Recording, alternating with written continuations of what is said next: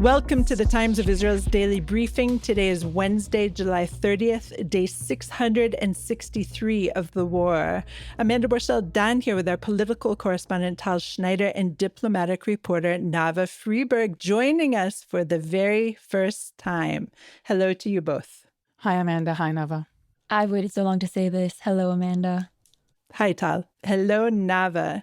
So yesterday, British Prime Minister Keir Starmer announced that the UK would recognize a Palestinian state in September unless the Israeli government takes substantive steps to end the war and humanitarian crisis in the Gaza Strip and meets several other conditions, including recommitting to a viable peace process.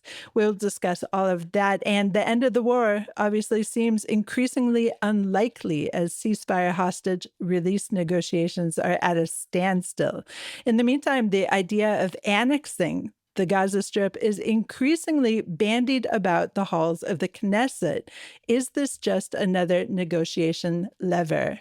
And we'll hear about the Arab League's condemnation of Hamas and the massacre it perpetrated on October 7, 2023, for the very first time. What does this condemnation mean right now? So all of this and more when we're back.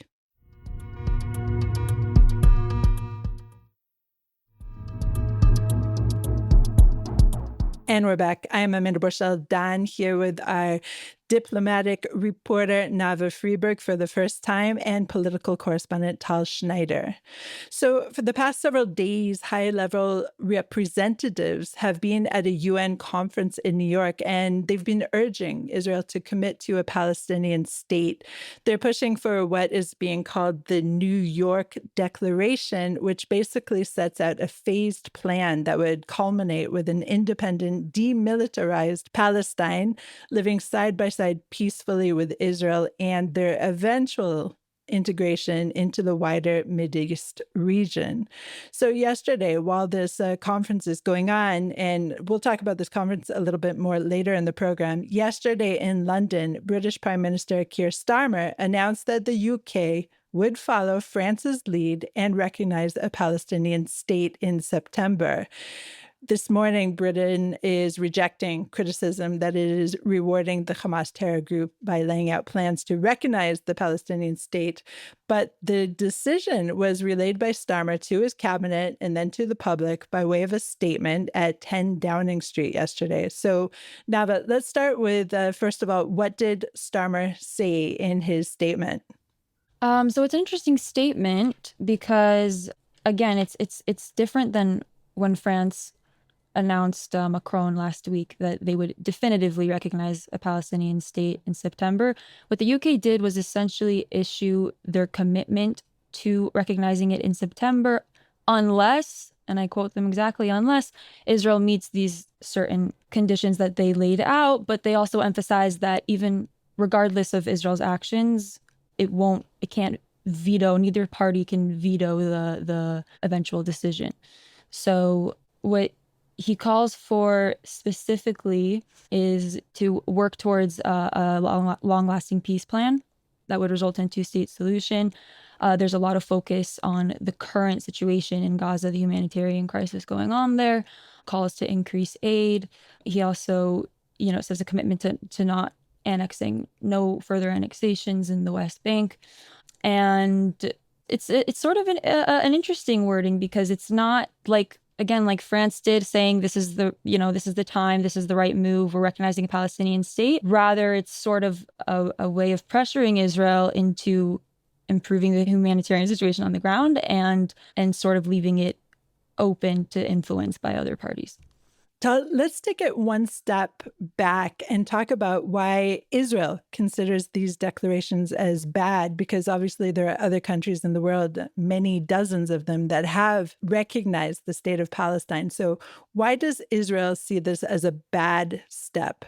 Right, Amanda. So we have 140 countries, out of around 192 countries around the world, who already recognized a Palestinian state in the past. But up until now, it was non-important countries.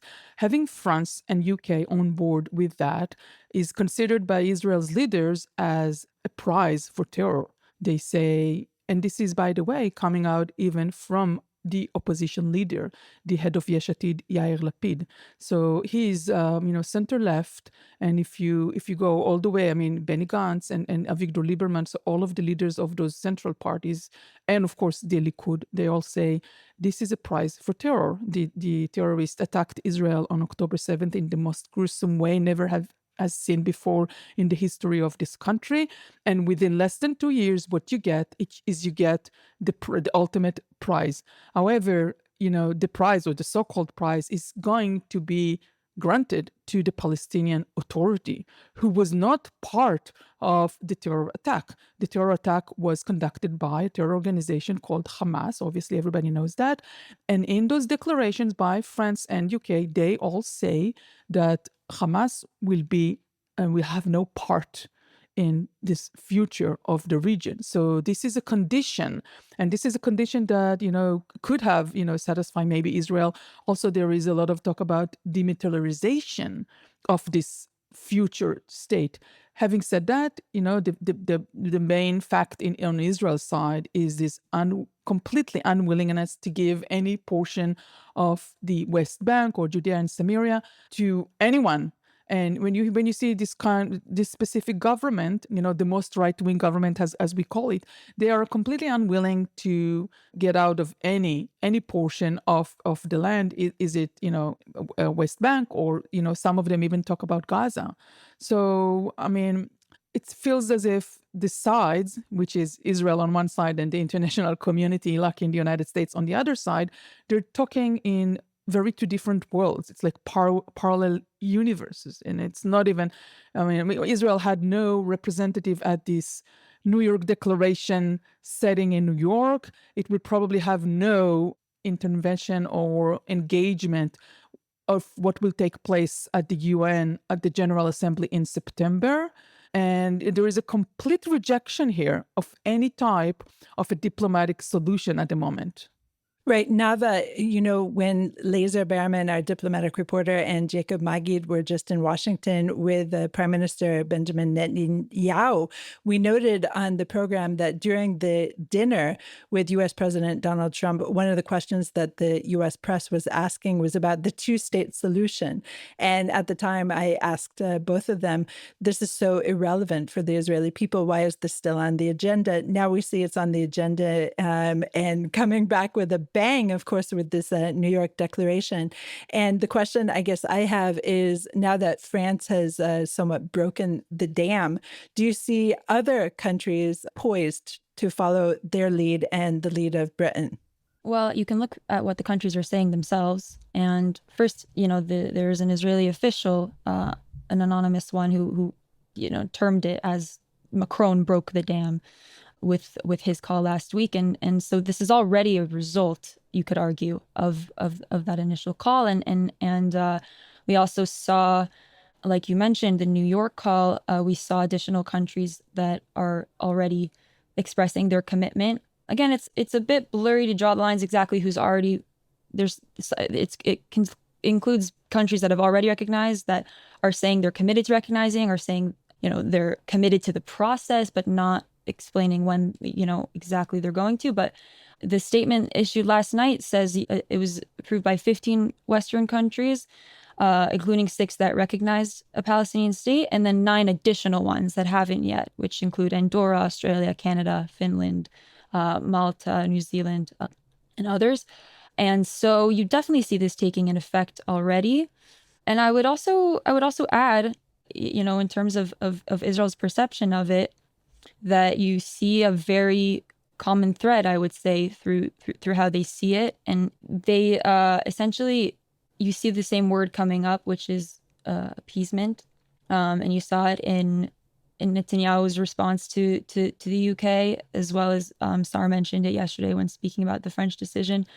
And it's similar to what Tal was saying. They continue to insist that giving any land that's currently under Israeli control over to Palestinian hands. Sar explicitly compares it to Czechoslovakia in the 21st, during the Second World War, when British Prime Minister Neville Chamberlain, he had a strategy of avoiding war with Nazi Germany, essentially by conceding to certain demands that Hitler were made, and so they see this as off the table, and that it's conceding to an enemy and ultimately would create a greater risk in security than the good it would do. Okay, we're going to go to a short break and then discuss the idea of annexation of the Gaza Strip.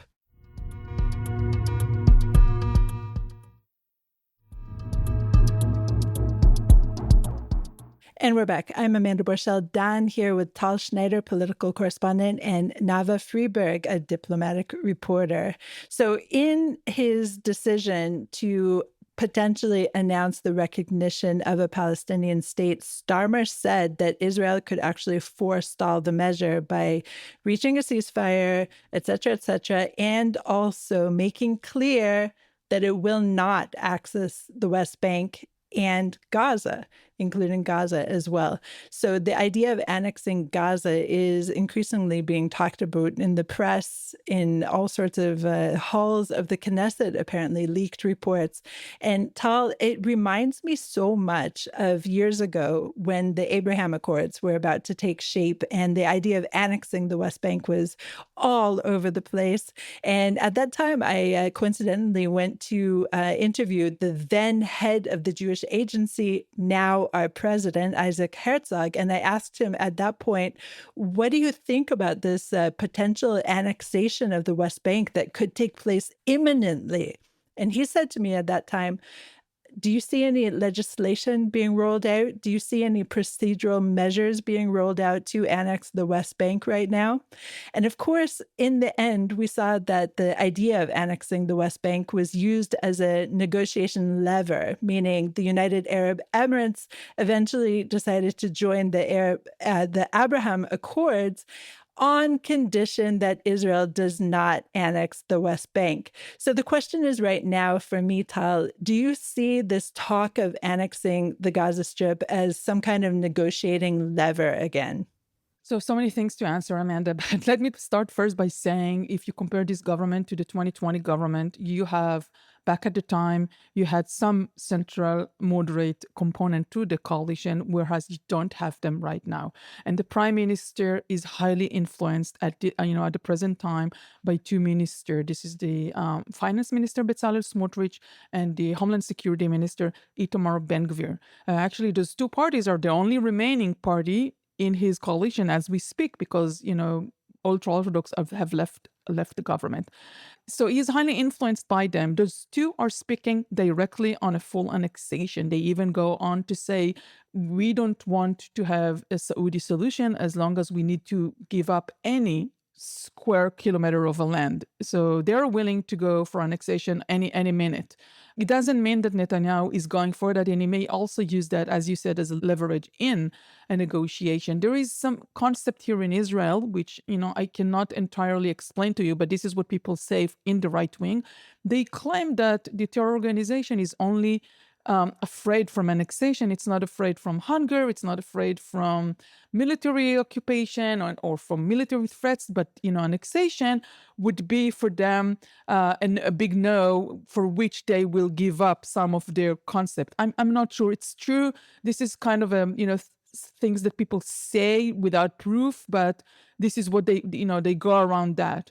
Having said that, our listeners need to understand something, a core part of the bills or the the bylaws that the current government and current Israel is playing with. In order to annex a territorial area, you can do it by the way of a governmental decision. However, in order to annul, to reverse an annexation, you need to go by 80 members of the Knesset, which is, out of 120, of course, or by a referendum. It means that annexation is irreversible. That's the fact of the matter, because you can never get 80, or you can, going for a referendum is almost impossible. So and the reason they enacted this basic law back in around 10 years ago or so by Yariv Levin, by the way, the justice minister, they made that bill in order to make it sure that once you annex, you cannot reverse that. So a decision, and I approached the Prime Minister office this morning to ask them, is this for real? Is this serious? Is this like a like you said, a negotiating leverage? What is this? And the answers I got was like, oh, we really don't know. I mean, personally, I don't think it's serious, but never say never. Great. Let's turn to something that was unexpected to me, at least, and that is that Arab and Muslim countries, including Saudi Arabia, Qatar, Egypt, Jordan, and Turkey, yesterday signed a declaration at that very same conference we opened with, condemning for the very first time Hamas's onslaught of October 7th and calling on the Palestinian terror group, Hamas, to release all the hostages it is holding, calling on Hamas to disarm, and calling on Hamas to end its rule of Gaza in a bid to end the war in the Strip. Nava, were you at all taken by surprise by this announcement, by this declaration yesterday? I think that it's important to pay attention to the context that it's happening within. First of all, this is 2 years after the October 7th attack. I think it's important to recognize that, and that, as much praise as it might be received, or as significant as a move, I think it's just important to put on the timeline that it's 2 years after the date of the attack, and this is the first time we see virtually all Arab states condemning that explicitly. And I think that, again, it's happening during this intensified diplomatic and public rhetoric of recognizing a Palestinian state and bringing about a two-state solution. And I think that there's no question that most of the Arab states that we are interested in a relationship also, or that we have ties with, they do want Hamas gone. And I don't think that they've ever been so friendly or have praised Hamas necessarily. So I think this is a more significant step, though, in sort of directly putting Hamas under the spotlight, and Hamas, with the amount of attention that it pays to what goes on in the diplomatic world, and what people are saying publicly about Israel and about Gaza, it has the potential to send a message. But it's also, at the end of the day, it's a statement, and we haven't seen where it will go. Right. Words do matter, though. And to me, what was surprising about all of this is the condemnation of Hamas, because for the most part, at least it feels like to me that Israel is in the spotlight and all the attention is on Israel to stop the war. But here we have Arab and Muslim countries condemning Arab Muslim terror organization, the one that started the war, and putting the spotlight back on Hamas's actions. That to me was significant. Tal, what do you think?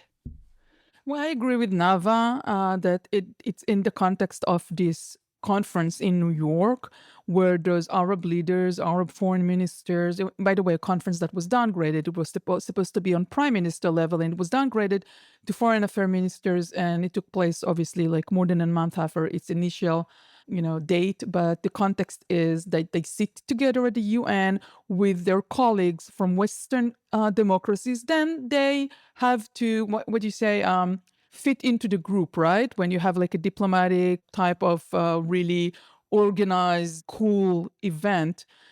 So they come up with this, they are co-signers. They really did not come out and said, this is Saudi Arabia opinion. They co-signed something that was granted, that was probably crafted and phrased by their Western colleagues. Nice to have. The problem, obviously, is Israel is nowhere near to anything like that. And I'm saying it with some, you have to understand, this is not just right-wing Israel. This is also central and even lefty Israel, who says the time is not ripe for a Palestinian state. So Israel, people in Israel, this government and probably other governments, they feel under siege at the moment a siege, not a real siege like Gaza, but a diplomatic siege.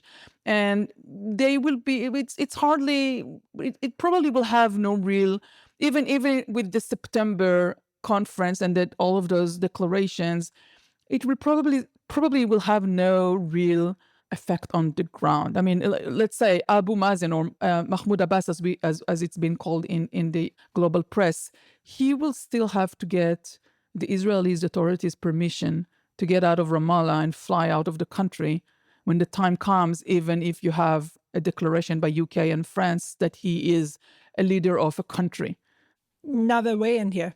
I just wanted to add, as you were speaking, and when you turned to Tal, I think it's important to emphasize, and I want to tread carefully here because I looked over. There's a 7-page text of this declaration, and I was looking it over before the podcast, but I didn't look it over so much in depth. So I'm careful here. But I do think, from what I saw, is that it was one line that said they condemn the attack, the October 7th attack against civilians by Hamas, and the bulk of the declaration is focused on further steps that Israel needs to take and towards a two-state solution. So I think that the press, realized, oh, they condemned the attack for the first time in this statement. And so that was what made headlines, but that's not by any means what the main point of the declaration was. And so I just think it's important to take into proportion here. Is it significant? Of course, but, I don't want it to come across that it was them coming together and giving this long,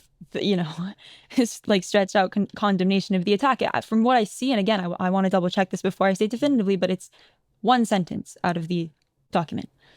All right, Nava, Tal, a lot of food for thought here. Thanks so much for your insights and nuance today. Thank you, Amanda. Thank you, Amanda. Thanks for listening to the Times of Israel's Daily Briefing. Please check out another installment tomorrow. This episode was produced by the Podwaves. If you have any questions or comments about this or any other episode, please drop us an email to podcast@timesofisrael.com. Until tomorrow, shalom.